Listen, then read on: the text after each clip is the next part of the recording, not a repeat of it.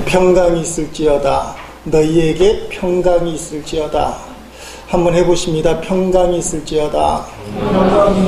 네, 평강이 있을지어다.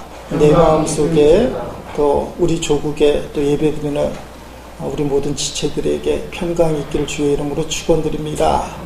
지금 우리 조국 대한민국은 너무나도 가슴이 막막한 애도의 상황 속에 놓여 있습니다.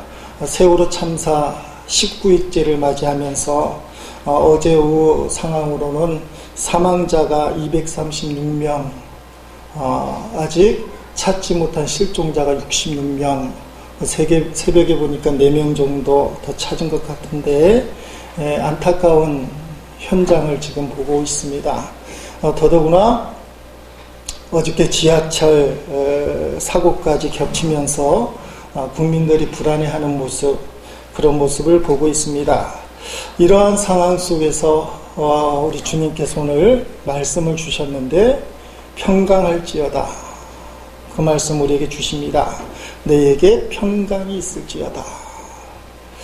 여러분, 이 평강이 입 바른 소리, 립 서비스로 끝나지 않고 진짜 평강이 있기 위해서는 우리의 현실을 직시하고 그 현실 속에서 하나님이 주신 평강을 느껴야 될 줄로 믿습니다.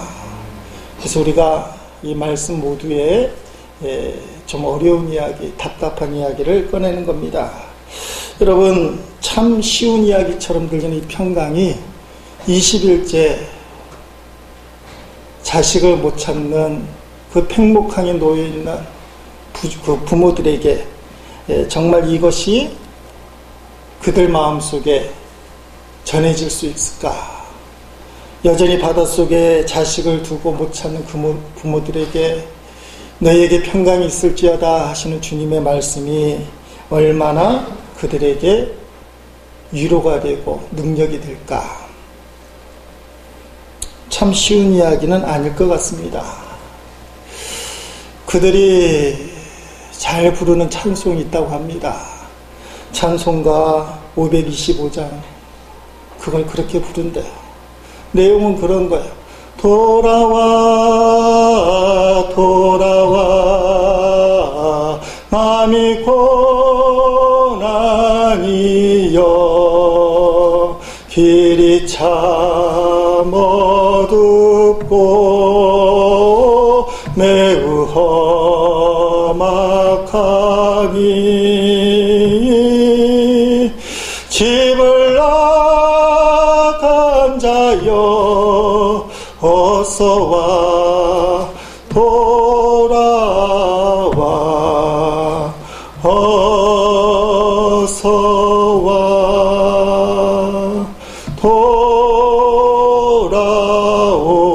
돌아오라. 이제는 살려달라는 게 아니죠. 시신이라도 찾게 해달라고. 그래서 저 바다를 향해서, 아이들 있는 곳을 향해서 돌아오라고. 살아서 돌아오는 말은 이제 꺼내지도 못하고 참 희한한 풍경이 벌어지고 있다고 그래요. 아직 자식을 못 찾은 부모들이, 엄마들은 화장을 이쁘게 하고 아버지들은 이발을 곱게 한다는 거예요. 왜 그러냐 했더니 화장을 하니까 자식이 나오더라는 거예요. 아버지가 이발을 하고 나니까 자식이 뱃속에서 꺼내지더라는 거예요. 이게 개소문처럼 두니까 제정신은 아니잖아요. 자식을 바닷속에 묻혀두고 못 찾고 있는데 화장을 예쁘게 하고 머리를 이발하는 그 부모님의 심정. 그러면서 그들은 눈물을 흘리며 찬양하는 겁니다. 집을 나간 자식아 어서 돌아오라 돌아오라. 사랑하는 성도 여러분, 자식을 둔 부모라면 생태 같은 그 자식들이 바닷속에서 나오지 못하는 그 상황 속에서 어떻게 눈물을 안 흘릴 수 있겠습니까? 여러분, 그들의 마지막 가는 길이 얼마나 두렵고 무섭고 아팠겠습니까? 안산제일교회 고은 목사님은 당신네 교회 세월호 참사로 학생들이 여럿 장례를 치르게 되는데 부활절 예배 때 이런 설교를 했습니다. 그 장례 예배 때 참석을 해서 시신, 염하는 걸 보게 됐는데 아이들이 갇힌 뱃속에서 얼마나 벽을 긁었는지 손톱이 빠지거나 손가락이 없었다. 이해가 되죠. 우리가 생각했던 것 이상으로 그들은 몸부림을 친 겁니다. 손톱이 빠질 정도로, 손가락이 없을 정도로 살려달라고 벽을 긁어대고 두들기면서 마지막을 그렇게 지냈다는 거죠. 그러면서 운명을 맞이했을 겁니다. 고은 목사님 이렇게 얘기했습니다. 울어서 문제를 해결할 수 있다면 피눈물이라도 쏟겠다. 그렇게 표현을 했어요. 피눈물이라도 쏟아서 이 문제가 해결되고 한 아이라도 살아올 수 있다면 피눈물을 쏟겠다. 사랑하는 성도 여러분, 피눈물을 쏟아서라도 문제를 해결할 수 있다면 하는 마음이 어떻게 고은 목사님만 갖겠습니까? 여기 앉아있는 우리 교인들 중에서도 내가 피눈물을 흘려서 문제가 해결된다면 정말 피눈물을 흘리겠습니다. 그래서 저는 목사로서 피눈물을 흘려서 기도해서 그분이 문제가 해결된다면 제가 피눈물을 흘리겠습니다. 암에 걸린 교우가 만약에 피를 토하면서 기도해서 병이 고침받는다면, 스스로가 암병이 고침받는다면, 그게 정말 그렇다면 피를 토하면서 기도할 거예요. 목사라도 그렇게 기도할 거예요. 우리 중에는 물질 문제 때문에 정말 피를 토하면서까지 내가 기도해서 물질 문제가 회복된다면 내가 피를 토하면서 기도하겠습니다. 인간관계 때문에 가슴 아파하는 교우들이 있어요. 부부 간에, 부모 자식 간에, 이웃 간에, 직장생활 동료 간에. 이 인간관계의 문제를 내가 피눈물을 흘려서라도 해결받을 수 있다면, 사랑하는 성도 여러분, 이 참담한 현실 속에서 오늘 우리가 받아야 될 말씀은 평강이 너에게 있을지어다. 피눈물을 흘려서 해결되는 것이 아니라 전적인 하나님의 역사, 우리에게 있는 유일한 소망, 모든 것을 합력하여 손을 이루신 그 하나님, 그 하나님으로 말미암아 진짜 문제가 해결되고 사람의 위로가 아닌 하나님의 위로가 있기를, 우리는 피눈물을 흘리는 마음으로 주님을 붙들지만 주님 우리에게 평강할지어다. 너에게 피눈물을 흘리는 것보다 더 중요한 것은 주님을 향한 믿음이라는 거예요. 평강을 주신 하나님. 그래서 너희에게 평강이 있을지어다. 오늘 이 평강이 설교를 듣는 우리 모두에게 그대로 임하기를 주의 이름으로 축원드립니다. 여러분, 우리가 부활절날 이후로 계속해서 부활하신 예수님의 말씀을 보고 있습니다. 예수님의 최후의 말씀은 십자가에서의 7마디 말씀이 아니에요. 예수님의 최후의 말씀은 십자가에서 죽으시고 3일 만에 부활하셔서 40일 동안 이 땅을 다니시는데 그때 하신 말씀들. 그래서 우리가 7마디 말씀을 추려서 보는 겁니다. 그래서 오늘 말씀은 우리가 선택한 것이 아니라 부활절 이전부터 계획된, 예정된 말씀이다.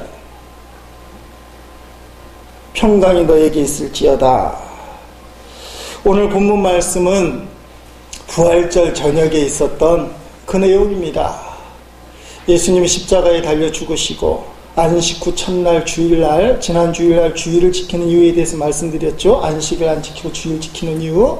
안식 후 첫날 새벽에 예수님의 부활 소식을 제자들이 들었어요. 그렇지만 듣기만 한 것 갖고는 확신을 가질 수 없잖아요. 여러분이 알고 있는 지식으로만 삶을 실행할 수 있습니까? 저는 번지 점프가 참 좋을 것 같아요. 그래서 궁금한 건 80kg 넘는 사람이 번지 점프해도 괜찮을까? 번지 점프 이론상으로는 80kg, 120kg 돼도 괜찮대요. 그런데 제가 번지 점프 하라고 하면 할까요, 안 할까요? 뭘 얼굴들이 그래요? 모르겠죠. 안 할 거예요. 겁이 나서. 이론상으로는 120kg짜리가 떨어져도 줄이 다 잡아준대요. 알기는 알지만 확신이 없어요. 지금 제자들이 예수님이 부활했다는 소식을 들었습니다.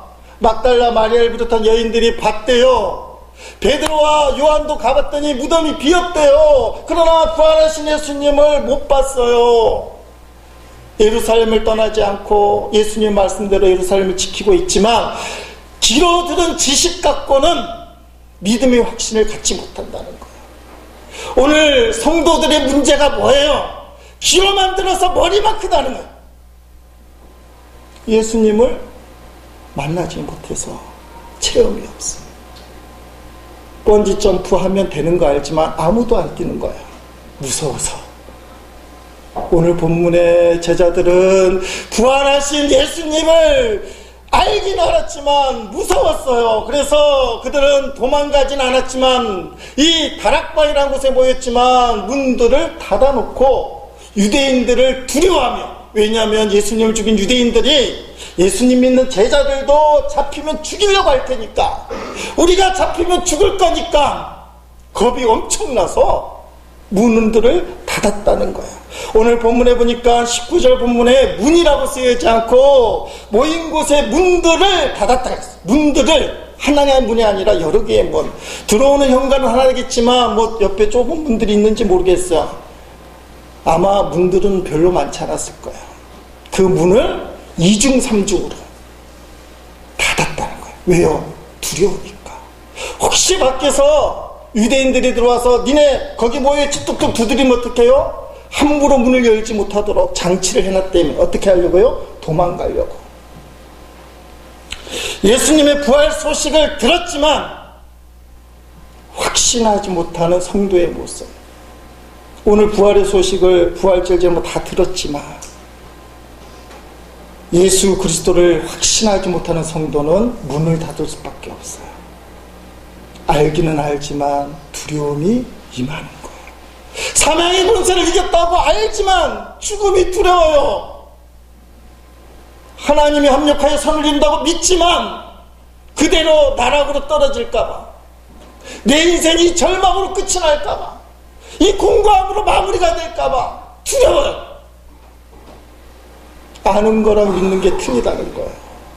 여러분의 신앙생활이 믿어지는 단계가 되기를 주의 이름으로 축복합니다. 그 제자들에게 예수님이 나타났어요. 두려워 떨고 있는 자들에게. 지난 주일날 이게 히트가 됐나 봐요. 토끼 앞에 아무 소리도 못하는 그 호랑이 이야기. 숲속을 호령하는 이 호랑이가 토끼의 기세에 기가 죽어갖고 아무 말도 못하고 도망가는 신세. 성도는 이 세상을 정복하는 권세를 갖고 있지만 어느 순간부터 세상에 끌려가고 세상이 무서워지는 그 나약한 호랑이 같은 신세가 되고 말았어. 언약을 붙들지 못할 때. 여러분, 제자들은 언약을 붙들지 못했어요. 알기는 알았지만 예수님이 3일 만에 부활하신데 그 언약, 너무나 명백한 언약, 여인들이 경험했던 그 언약을 이들은 알기는 알았지만 붙들지 못했어. 그러니까 문을 꽁꽁 닫는 거예요. 문들을 닫는 거예요. 무서워 떨고 있을 때 예수님이 찾아오셔서 그 가운데 떡하니 서십니다.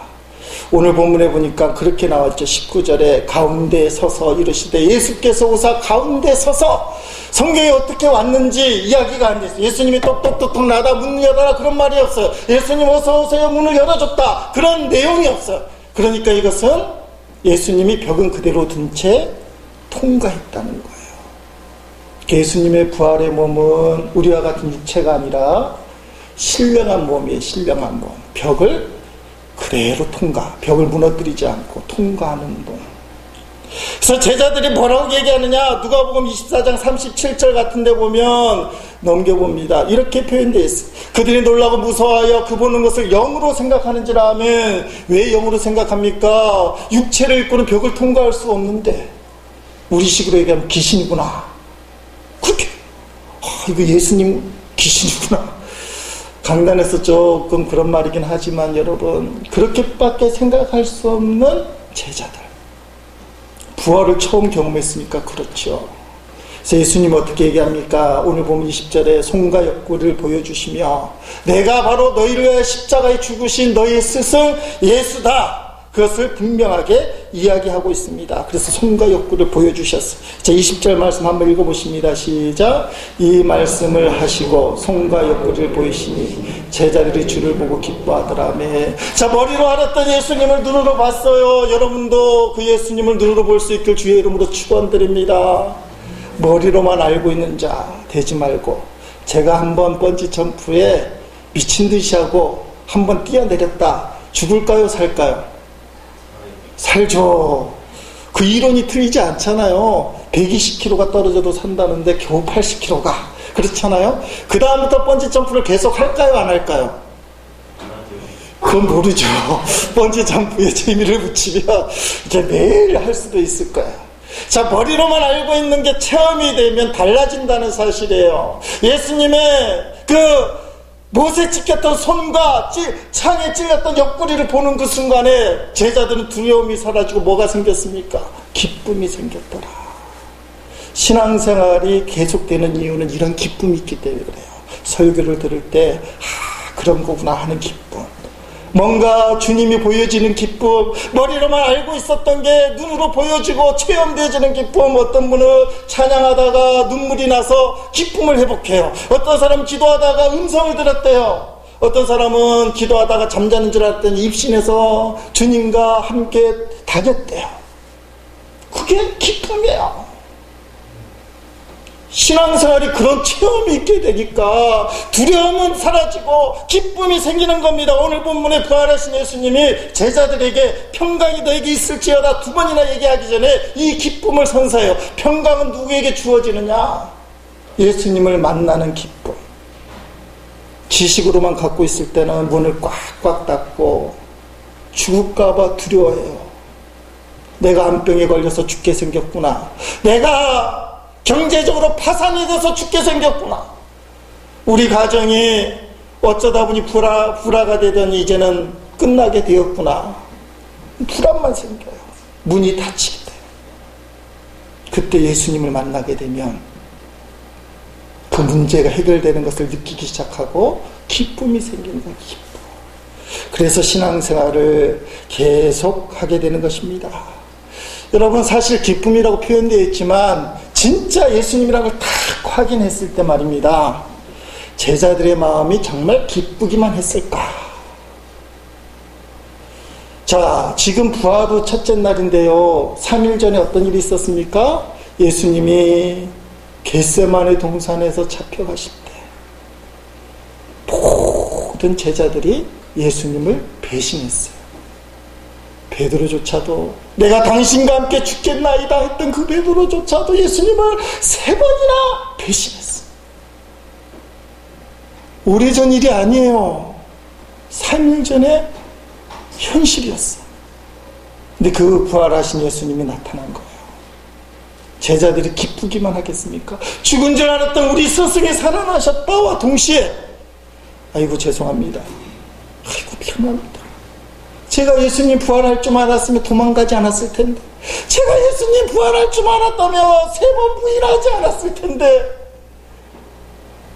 십자가 밑에서 목 놓아 통곡하지도 못하고 무서워서. 아리마대 사람 요셉은 그때 죽은 예수님을 보면서 믿음을 드러냈다고 돼요. 성경은 믿음을 표현했더라.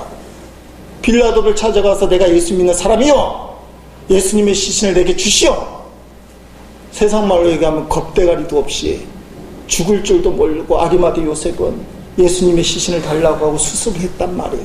그 와중에서도 이 제자들, 믿음 좋다는 제자들은 뒷짐지고 저 멀리 숨어서 잡히면 죽을까봐 숨도 제대로 내쉬지 못하면서 숨어 있었던 존재가 제자들이에요. 어제까지만 해도 그랬다 이 말이에요. 당연히 책망을 기대했을 거예요. 베드로에게는 야! 너 큰 소리 쳤지? 내 말 맞잖아. 너 3번 부인했잖아. 그랬을 거야. 우리가 그걸 기대했을 거야. 근데 주님은 영원한 유로의 평안을 갖고 오셨습니다. 책망이 아니에요. 너희에게 평강이 있을지어다. 너희가 나를 배신했지만 지금 너희에게 필요한 것은 책망이 아니라 평강이다. 너희에게 평강이 있을지어다. 죽음이 두려워서, 유대인들이 두려워서 믿음은 남아있었기 때문에 예루살렘은 떠나진 않았지만 두려움에 사로잡힌 제자들에게 평강이 있을지어다. 끝없는 용서를 안고 찾아오시는 예수님이 진짜 예수님이에요. 끝없는 용서를 갖고 오신 예수님을 만날 때 회개가 나오는 거지, 억지로 사람이 회개하라고, 너 틀렸다고, 너 문제 있다고, 그래서 회개가 나오는 건 아니에요. 먼저 우리를 위로해 주시는 예수 그리스도. 이 상황 속에서 주님의 첫 번째 말씀, 두 번에 걸쳐서 너희에게 평강이 있을지어다. 사랑하는 성도 여러분, 혹시 가족이나 옆에 있는 교우 중에, 이웃 중에 어렵고 힘든 사람이 있다면 가르치려고 하지 말고 평강을 전해주시기를 주의 이름으로 축원드립니다. 평강이 필요해. 평강. 마음을 먼저 다스려야 되지요. 자, 오늘 본문으로 돌아가면 평강의 개념에 대해서 스코틀랜드 신학자 조지 모리슨이라는 사람이 이렇게 얘기를 했습니다. 따라합시다. 넉넉한 자원을 소유한 것. 제가 발음이 좀 틀려도 너무 잘 따라하시죠. 넉넉한 자원을 소유한 것이 평강이다. 이렇게. 평강이란 넉넉한 자원을 소유한 거다. 이게 무슨 뜻인지 모르잖아요. 이제 설명을 드릴 텐데, 어떤 사람이 1,000만 원을 빨리 갚아야 될 급한 일이 생겼어요. 1,000만 원을 갚아야 돼. 자, 1,000만 원 누구에게나 큰 돈 아닙니까? 이 돈이 없는 사람은 사람들을 찾아다니고, 또 대출을 받을까 은행을 찾아가보고, 사람들의 굽신굽신 싫은 소리를 해서 돈을 꿔야 되는 부담감이 있어요. 평강이 있을 수 없어요. 자, 반면에 1,000만 원을 갚아야 될 사람인데 은행에 1억 원의 예금이 있다. 좀 마음이 아프긴 하지만 평강을 잃을까요? 안 잃을까요? 안 잃어요. 1,000만 원이 큰 돈이라 나가긴 하지만 따로 걱정하진 않아요. 왜냐하면 1,000만 원보다 더 큰 1억의 예금이 있기 때문에. 이게 평강이라는 거예요. 조지 모리슨 신학자가 말하는 평강. 자, 길을 가다가 덩치 좁고 흉악하게 생긴 깡패가 밤길을 떡하니 가로막고 있어요. 보통 사람은 겁이 납니다. 살려주세요, 살려주세요. 근데 여러분이 격투기 유력한 선수다. 그럼 어떡하겠어요? 괜히 시비 붙어서 싸우면 최소한 저 깡패 2명이 중상이다. 차라리 맞고 말지. 헤헤 웃으면서 툭툭 치면 그냥 맞고 말지. 이게 평강이라는 거예요. 충분히 제압할 수 있는 힘. 어떤 고난이나 어려움이 닥쳤을 때 그것을 넉넉하게 받아들일 수 있는 마음, 그 상태, 그게 평강이에요. 예수님이 지금 제자들에게 그걸 얘기하는 겁니다. 너희에게 평강이 있을지어다. 이 평강이 임할 때 그들은 죽음을 두려워하지 않고 예수 그리스도를 위하여 순교할 수 있었어요. 평강이 임했기 때문에 그래요.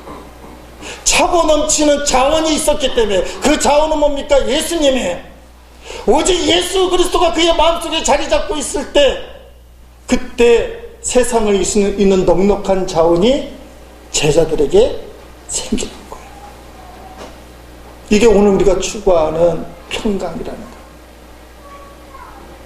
사랑하는 성도 여러분, 이 세상에 우리에게 꼭 필요한 건 누구냐? 바로 예수 그리스도뿐인 줄 믿습니다. 예수 그리스도가 우리 속에 있을 때 넉넉한 자원이 우리에게 흘러 넘쳐 들어와서 세상에 어떤 문제가 생기고 고난이 닥치고 어려움이 생겨도 넉넉한 자원이신 예수 그리스도 때문에 우리는 평강을 유지하고 이겨나갈 수 있다라는 말씀이에요. 그래서 예수님 우리에게 이렇게 말씀하십니다. 넘치는 넉넉한 평강을 너희에게 주기를 원한다. 데살로니가 후서 3장 16절 말씀 한번 읽어보겠습니다.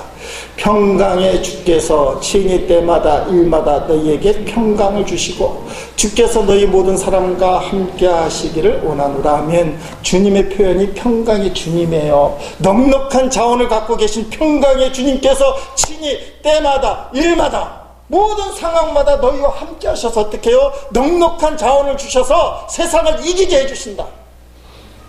그게 예수님의 소원이에요. 성도들이 넉넉한 평강으로 세상과 싸워 이기기를 바라신다, 그 말씀이라는 겁니다. 그렇기 때문에 우리는 이 평강의 주님을 붙들어야 됩니다. 반드시 주님 우리에게 평강을 주시는 거예요. 넉넉한 자원을 주시는 거예요. 그래서 이 주님을 붙들면 평강을 유지할 수 있어요. 이 평강은 누구에게 주어지는 거냐? 일마다 때마다 주시는 큰 평강을 우리가 원하는 누구에게 주시는 것이냐? 이사야 26장 3절에 이 평강을 받는 사람을 이야기하고 있습니다. 읽어보겠습니다. 주께서 심지가 견고한 자를 평강하고 평강하도록 지키시리니 이는 그가 주를 신뢰함이니이다. 하며 주님께서 평강을 주시는데 누구를 줍니까? 심지가 굳은 자, 왔다 갔다 하는 사람 말고 환경에 따라, 감정에 따라, 상황에 따라 예수 믿었다가 안 믿다가 이리 갔다 저리 갔다 하는 자가 아니라, 조건을 따라 움직이는 자가 아니라 심지가 굳은 사람, 시냇가에 심기운 나무같이 흔들림이 없이 한 곳에 정확하게 자리를 잡고 주님을 의지하는 사람, 떡하니 버티고 있는 사람, 그 사람에게 평강하고 평강하도록 반복하자. 하나님이 지켜주겠다. 왜 그렇습니까? 주님을 신뢰하기 때문에. 사랑하는 성도 여러분, 주님을 신뢰하시길 바랍니다. 주님은 때마다 일마다 평강을 주시고요, 주님을 의지하는 자에게 평강의 평강을 더해주시겠다, 그렇게 우리에게 말씀하고 있습니다. 여러분, 우리 성도는 말입니다, 끝이 보장된 사람, 성도는 반드시 최후 승리하는 사람인 것을 아십니까? 이 땅에 살아가는 과정, 처음과 과정은 각자 틀려요. 남자 여자 틀리고, 부자 가난한 자, 권세 있는 자 권세 없는 자 다 틀릴 수 있지만 성도의 마지막은 승리라는 사실 아십니까? 최후 승리를 얻은 자. 왜 그렇죠? 예수 그리스도 때문에 지옥에 가지 않고 천국에 가기 때문에. 예수 그리스도를 통해서 우리는 영생 복락을 누리기 때문에. 누가복음 16장에 나오는 부자와 거지 나사로 이야기, 이 땅에서 부자는 떵떵하게 살았지만 죽어 지옥에 빠져요. 거지 나사로는 불쌍하게 살았지만 아브라함의 품 천국에 들어가요. 어떻게 살 거냐? 이렇게 물어보니까 어린 아이들이 정답을 얘기합니다. 뭐라고 대답하냐? 이 땅에서는 부자처럼 살고 죽어서는 거지 나사로가 되겠습니다. 그렇지 않아? 이 땅에서는 떵떵거리며 살다가 믿음 갖고 천국에 들어가는 성도. 참 멋있는 대답 같아. 어른들은 머리 굴리면서 그래도 거지 나사로처럼 살아야 되죠 얘기할 텐데, 애들이 똑똑해. 여러분, 우리는 최후 승리를 얻은 사람. 그래서 인생은 실패하는 게 아니에요. 성도에게 있어서. 성도는 반드시 성공하는 사람. 따라합시다. 나는 성공한 그리스도인이다. 저 예수님 때문에 성공한 그리스도인이에요. 여러분, 그 경기를 중계하는 거 보면 현장 중계, 녹화 중계가 있잖아요. 현장 중계의 묘미가 뭡니까? 이기고 있어도 질까봐 가슴이 쫄이고, 지고 있어도 이길까봐 희망이 생기고, 좀 스릴이 있어요. 이거 이러다 지는 거 아닌가? 야, 좀만 하면 역전할 수 있겠네? 스릴은 있지만 평강은 있을까요? 없을까요? 평강은 없어요. 롯데자이언츠하고 삼성이 부산 49장에서 게임을 한다. 야, 3대2 숨막히는 혈전. 스릴은 있지만 에너지는 막 소비되지만 마음에는 불안해요. 이겨도 불안, 져도 부담. 그런데 여러분, 녹화 중계를 예를 듭시다. 9대8로 롯데가 삼성을 이겼어요. 얼굴 인상 쓰는 분은 삼성 팬인데 그래도 롯데를 얘기해야 될 줄 믿습니다. 9대8로 롯데가 이기고 있다.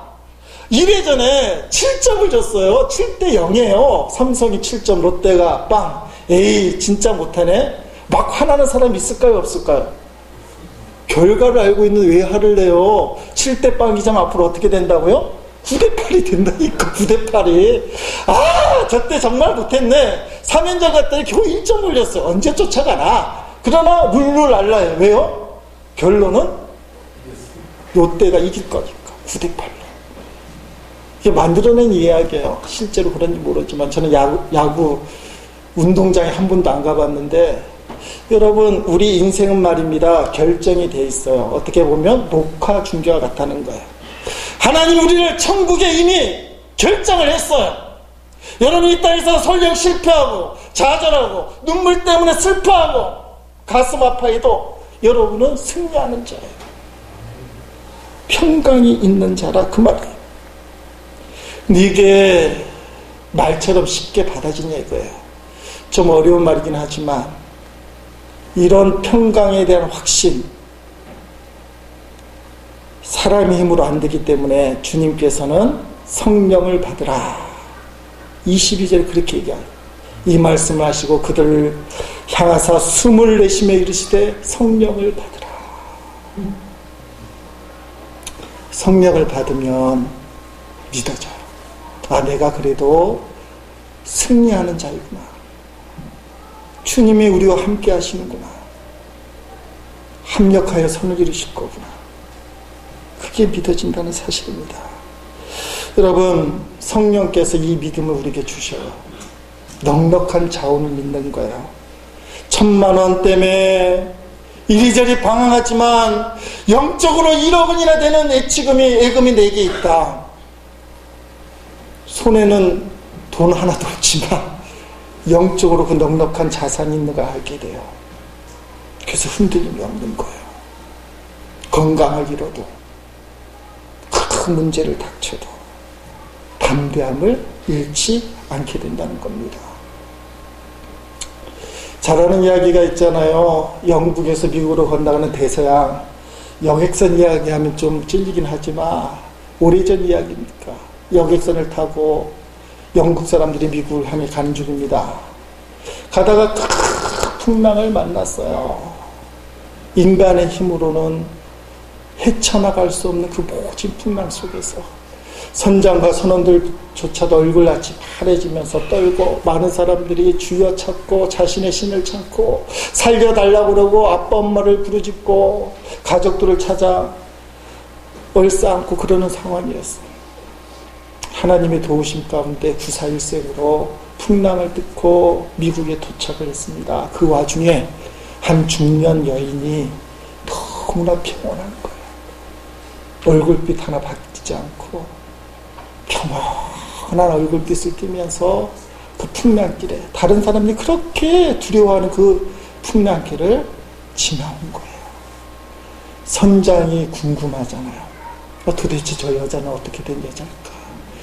어떻게 당신은 그 풍랑 속에서도, 죽을 수도 있는 그 처지에서도 어떻게 그렇게 평안할 수 있습니까? 유명한 얘기 나오잖아요. 이 부인이 하는 말이, 네, 사실은 제 큰딸이 죽어서 천국에 가 있습니다. 저는 미국 보스턴으로 둘째 딸을 찾아가는 중인데 그 풍랑일 때 그런 생각이 들더라는 거예요. 만약에 이 풍랑을 비껴가지 못해서 바닷속에 침몰이 되고 내가 죽는다면 꿈에서도 그렇게 바라던 큰딸을 천국에서 만나는구나. 그거 생각하니까 감사가 되고, 만약에 이 풍랑이 비껴가서 내가 미국에 도착한다면 보스턴에 있는 둘째 딸을 만나게 되는구나. 이래도 좋고 저래도 좋고 전혀 두려움이 없는 그 상태에서 이 여인은 담대하게 지나갈 수 있습니다. 환상적같이 들리는 이야기인 줄 압니다. 사나 죽으나 주님의 것이로다. 이 마음이 있는 자에게 흔들림이 없는 평강이 만나는 거예요. 흔들림이 없는 평강. 오늘 우리에게 이런 평강이 있기를 주의 이름으로 축원드립니다. 아멘. 사나 죽으나 다 주님이 하실 거다. 오늘 본문에 우리에게 분명히 주시는 또 한 가지 말씀이 있어요. 평강을 원하고 평강을 누리는 사람은 용서하는 사람이 된다. 그 말씀을 주셔요. 예수 그리스도를 통하여 넘치는 자원 평강을 유지하게 되면 사람을 원망하고 따지고 비판하는 자가 아니라 용서만 하게 된다. 따라합시다. 용서만 하게 된다. 자, 23절 본문이 좀 헷갈리는 본문이에요. 한번 읽어보십니다. 너희가 누구의 죄든지 사하면 사해질 것이요 누구의 죄든지 그대로 두면 그대로 있으리라 하시니라. 아멘. 야, 우리에게 죄를 사할 수 있는 권세가 있대요. 김집사 너 죽어 하면 죽는데요. 하나님이 그렇게 하실까요? 안 할까요? 안 하죠. 김집사 죽어 하는 성도가 없다 이 말이에요. 하나님의 사랑을 알고 예수 그리스도 십자가 은혜를 누리고 용서의 기쁨을 누리는 사람, 평강의 권세를 누리는 사람, 세상을 이길 수 있는 넉넉한 자원이 있는 사람이 남 보고 죽으라는 얘기를 안 꺼낸다 이 말이에요. 그러므로 이것은 죄를 사하고 안 사하고는 하나님만 하실 수 있는데 성도가 죄를 사하고 안 사하고의 권세가 있다는 그런 뜻이 아니라 예수 믿는 성도는 용서할 수 있는 권세만 있다는 거예요. 용서하는 권세. 남을 비판하고 따지고 정죄하는 것을 하지 못한다. 성도는 십자가 용서를 경험하고 세상을 이길 수 있는 넉넉한 자원이 평강을 마음속에 품고 있다면 그 성도는 남을 용서하는 성도가 됩니다. 남을 정죄하지 않고 용서하는 것은 평강을 갖고 있는 사람, 예수님의 십자가 보혈로 용서의 확신을 갖고 있는 사람만이 하실 수 있습니다. 창세기에 보면 이스라엘이라고 불리는 야곱의 12아들이 나옵니다. 12아들 중에 제일 유명한 사람은 잘 알다시피 요셉 11번째 아들이에요.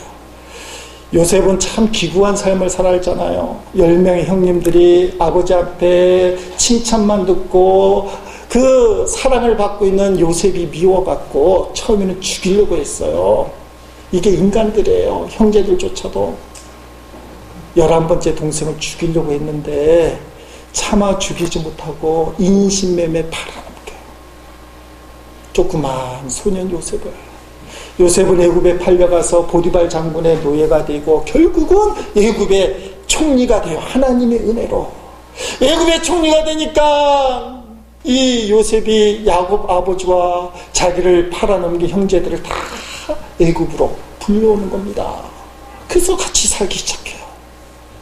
그러다가 야곱이 죽고 말아요. 아버지가 죽고 말아요.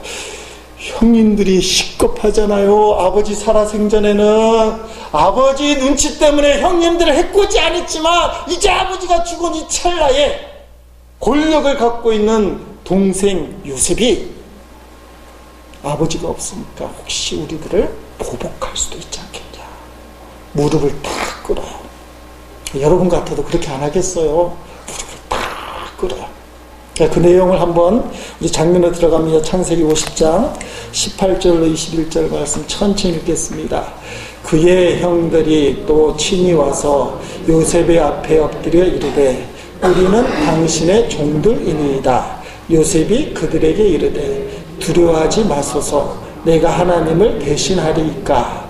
당신들은 나를 해하려 하였으나 하나님은 그것을 선으로 바꾸사 오늘과 같이 많은 백성의 생명을 구원하게 하시려 하셨나니 당신들은 두려워하지 마소서. 내가 당신들과 당신들의 자녀를 기르리이다 하고 그들을 간곡한 말로 이루하였더라. 아멘.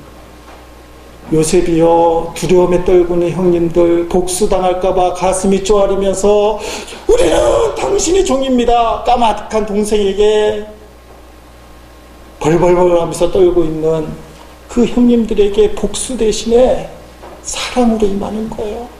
형님들 두려워하지 마세요. 아버지가 돌아가셔도 형님들과 형님들의 자녀들은 내가 책임지겠습니다. 내가 어떻게 하나님을 대신하겠습니까? 하나님만이 심판하실 수 있어요. 성도는 남을 정죄할 수 없어요. 성도는 남을 용서할 수밖에 없다는 거예요. 십자가의 사랑을 경험한 성도를 남을 정죄는 하나님만이 하신다는 거예요. 어떻게 하나님을 대신하겠습니까? 내가 하나님 어떻게 대신해서 당신을 정죄할 수 있습니까? 복수할 수 없다는 거.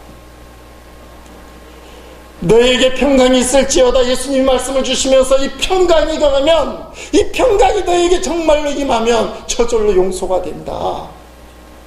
용서 안 되는 게 뭐예요? 한 때문에, 감정 때문에 안 되는 거잖아요. 근데 평강이 임하면 그 한이 눈녹듯이 사라지는 거예요. 감정이 좋게 바뀌는 거예요. 악한 감정이 부드러워져서 품을 수 있는 온유의 감정으로 바뀌는 거예요. 평강이 있을 때. 그래서 마지막 말씀이 그 말씀입니다. 사랑하는 성도 여러분, 부활의 주님께서 오늘 분명하게 말씀하셔요. 우리가 세 번째 보는 말씀인데 따라합시다. 너희에게 평강이 있을지어다. 부활하신 주님이 우리와 함께 해주시겠다는, 때마다 일마다 평강으로 너희에게 함께 해주시겠다는 그 말씀. 그리고 최후 승리를 확신하라. 이 땅에서의 삶의 질과 관계없이 성도는 최후 승리를 얻기 때문에 평강을 유지할 수 있는, 마지막으로 평강을 갖고 있는 사람의 표현은 용서다. 오늘 성찬을 통해서 예수님의 십자가 사랑, 나의 죄를 대신해서 살을 찢기시고 피 흘리신 그 사랑을 경험할 텐데, 이 사랑을 경험하며 평강이 우리에게 임하고, 동시에 나를 해코지하고 힘들게 하는 그 사람도 나도 용서할 수 있다. 이런 평강이 오늘 성찬 가운데 우리 모두에게 임하기를 주의 이름으로 축원드립니다.